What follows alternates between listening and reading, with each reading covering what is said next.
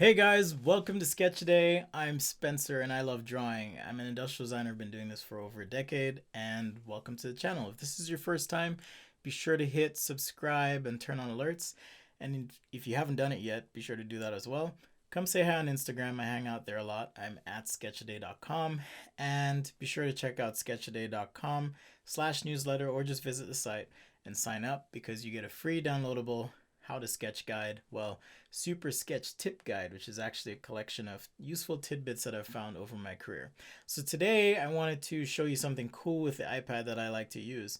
You know, back in the day when we were sketching on paper most of the time, we didn't really have access to scanners, so it was photocopying to expand things or blow things up, and you'd have to reproduce things by hand.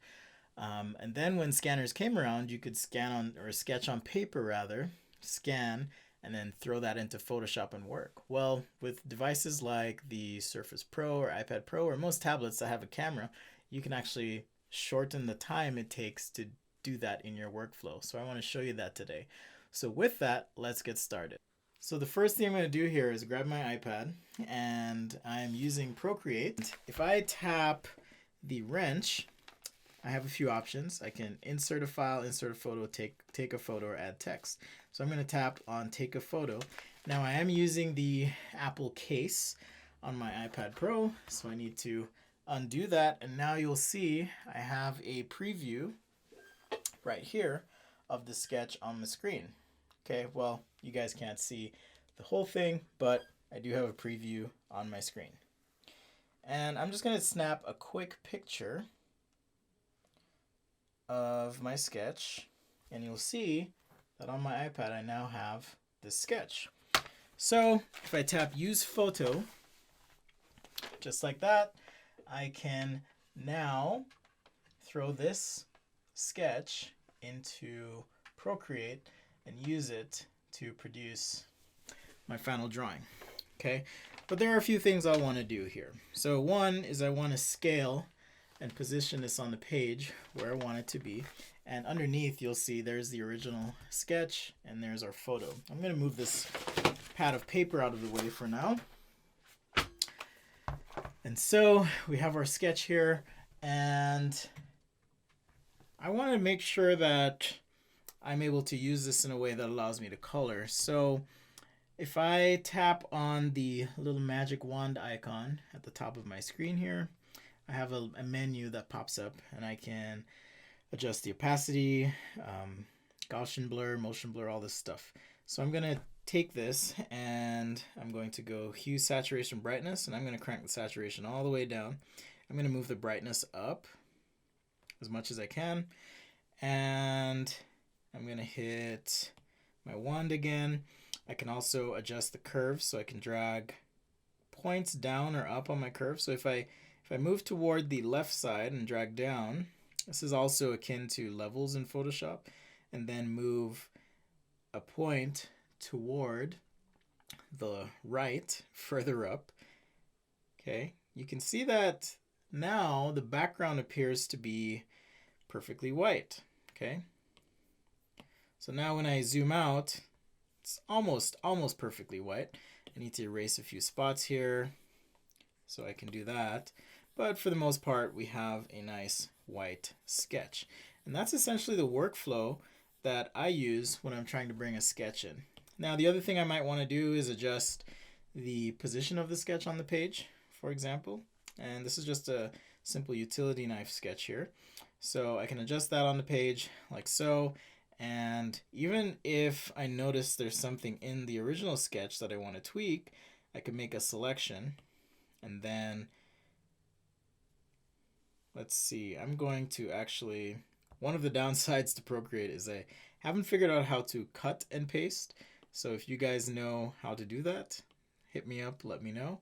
But I'm going to go ahead and paste this on a new layer, and then the workflow is you make a selection, go back to that layer below, and then erase what you had before. Okay, kind of cumbersome, but gets the job done of cutting and pasting. So now I can take this portion of the blade and I can tweak it if I want. So if I tap on a corner, I can move things in or out, or I can go to warp here and move something if I want to as well. Sometimes it works. There we go. But even then, I appreciate being able to work in a mobile fashion, at my own leisure and comfort. So even with the bugs, it's worth it for me. All right, so let's say I did this on paper and I do want to add some stuff. Well, you're in luck. I do have some brushes here. These are brushes that I've created, and they're available on sketchaday.com/store. If I tap on ballpoint pen, it gives me actually a nice stroke that is somewhat textured. We can adjust the opacity as well, like the original strokes on the page. So here you'll see this is a stroke that was created with a real pen, and this was created with my digital ballpoint pen. So it's a good way if you are sketching like I am here and I want to change something. Maybe I don't like that line, or maybe I do want to add some sort of release mechanism for the blade. Maybe you slide this back. These are things we can do with these tools that are really cool. So I can add, my little detail here, and maybe we'll add some sort of grip to that. So we can slide it. Okay, just like that, couple little lines there. Just like so. And then on the sketch below, I can actually, oops, that's a big eraser. I can actually just erase what I don't need. And now we've modified that sketch. It's pretty cool. So those are just some ways that we can work. If I want to add some stuff on the side as well, maybe just some surfacing details, or just cleaning up lines, that's also something we can do using this brush. So if you're interested and you use Procreate, be sure to check that out, sketchaday.com/store. All right, so what else can we do with these brushes? Well, since we did scan the sketch in, we actually scanned in, or not scanned, we took a photo of the sketch. Since we took a photo, there are a couple limitations here. One, for example, we have a white background. So that means that if I try to add color underneath, which is typically how I like to work, that color is going to be obscured by the white. So what I mean is, here's a new layer. I'm going to drag down to my layer 3, and if I come in here and let's say I want to paint with some red with this nice round brush, you'll notice that there are parts of the drawing that are being obscured, right?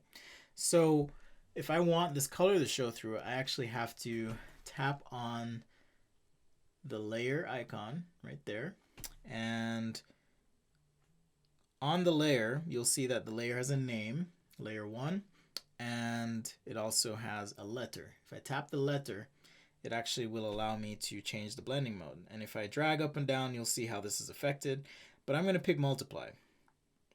Now with multiply selected, you'll notice that now all my black lines show up and the color shows through, which is pretty cool.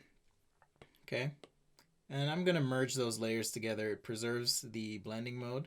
And let's go ahead and clear this layer as well. Okay, so at this point, this is where I can add my color. So let's say I want this to be a red utility knife. What I tend to like to do is fill in my areas that I intend to apply color to, much like I do with marker actually, and pick something that's somewhat of a mid-tone if you can for the color.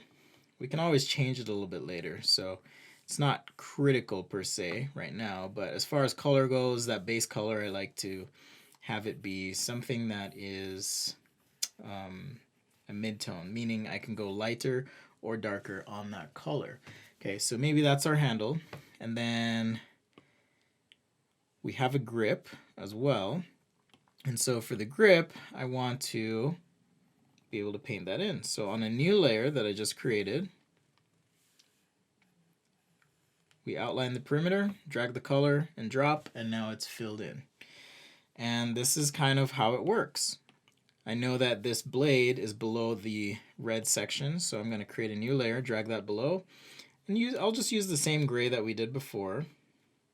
Fill in the perimeter here, like so. Drag and drop. And now we have 3 colors in place. And with a little bit lighter gray on a new layer below layer 4, because I don't want to have to go ahead and erase everything. I'm just going to shade in for the blade. Okay, and so once I have my base colors in, I can now switch to my highlight and shadow mode, if you will. And so what that means is I like to take a brush, and it could be any of these. I have a marker available that we can use. We have a round brush as well that I love using. So let's use the round brush today. And it's just a round brush. You can see the profile here on the slider.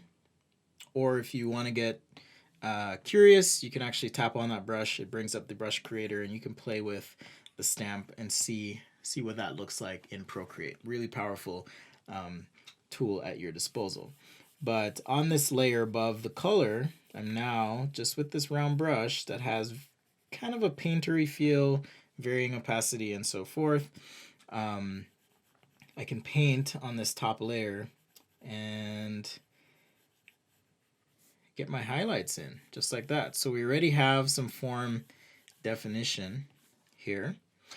And then on the underside, right, where we might be capturing some reflected light, I can capture that just on some of these surfaces and rounds that are ancillary to the main sketch. And already we have something that is starting to feel more three-dimensional. Now with this red section and the grip, what I'm actually going to do is do something that I do sometimes, and that is take a nice soft airbrush. I'm going to go big with it, but I want to tap on this red layer because I did a lot of work to establish the color. Tap on that layer, hit select, and now all the pixels on that layer are selected, which means if I'm going to paint with this nice big soft airbrush now, it's not going to go outside of that area. And it allows me to go, like I was mentioning before, a little bit darker in value. Oops, I painted over the pixels, which I didn't want to do. I want to paint that on a new layer. The reason I always use new layers is so that I work in as non-destructive a way as possible, because sometimes if you're working with a client, they're going to want to change. And if I wanted to change the color of this knife, I can show you how easy that is if you are working non-destructively. But before we do that, let's switch our blending mode to multiply, and we're going to switch to add for the layer above. Okay, and let's just get a couple more shadows in, and I'll show you how we can change our color. So just on this surface that's facing down, we want to make sure that we do respect at least the intent of our lines as they're defining surfaces for us. So that's kind of what I'm trying to do here. Is just make sure I have shadows in the right place, and that everything's blending and playing nicely together. And sometimes it takes a few iterations, but eventually you kind of get to that place where you're like, okay, this is good enough, this is working, and we can call it good. All right.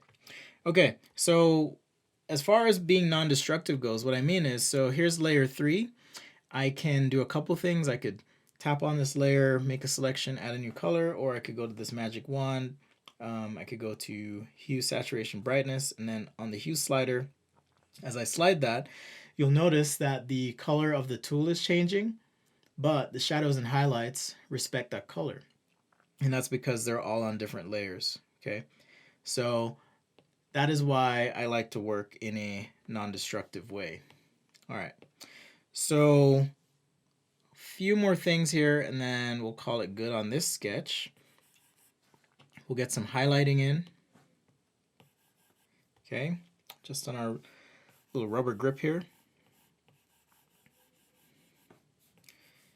and maybe just something on the handle itself. Sometimes you kind of have to play with it and then, see if it works. And if it doesn't work, then just go ahead and change, which is what I just did. Okay, so there's the top, side, handle. And for texture effect, I have this splatter brush. That is a stock brush in Procreate, but I do like to kind of apply it over the material. And what I'll do is actually, let me zoom in so you can see. So there's that splatter. I've two finger tapped on the layer, and now I can slide the opacity way down because I want this to almost be like a subtle addition to the material that gives it some depth and warmth, even depending on the color you've picked. So just a good way to kind of not let your sketches feel too static and dead as you're working. Okay. All right, so back to the blade here, and then we'll call it good. I'm going to hit select, and I'm going to pick a darker color, and then use my marker. Let's make sure it's the right size, and just come over the blade a couple times. The reason I'm rotating the canvas is my marker brush does not respect the direction of the canvas. And in some ways that's on purpose, but I also I don't think they do a really good job of tracking the direction in the brush creators. So I've opted to just rotate my canvas, okay, whenever I need to. All right, maybe just a couple little marks or scratches here or there. And now we have our utility knife. And every good utility knife needs a logo, right? So this is my kind of standard thing. I'll just come in and let's, on a new layer here, I'll just add some sort of text. Okay, and there's our little logo. All right. There's always more you can do on these sketches. It's always hard to know when to stop, but even just as it's about to wrap, I noticed, oh, I didn't add my shadows on this little bump, and we need something of maybe a groove here. So I'm going to add that in. But now I feel a little bit better. So that is kind of my workflow, and hopefully a cool and useful tip for you guys if you're looking for another way to use your tablets to take your sketches from paper into something that's more presentable digitally. And there's other things we could do here, but I wanted to show you that quick trick, that quick tip on rendering your sketch using your iPad Pro or whatever tablet you love to use. Well, hopefully you got something good and interesting out of that. I certainly had fun. And if you like what you see, be sure to hit subscribe, turn on alerts. Thank you so much for making it this far. Come say hi on Instagram. I hang out there a lot. It's probably the best and easiest way to reach out to me. You can also hit up sketchaday.com/store if you're interested in these brushes. And you can use the code FIRSTTIMER. It gives you a one-time discount code on my site, 20% off of any one item. So be sure to check that out. Well, thanks for joining, and we'll see you next time right here on Sketchaday.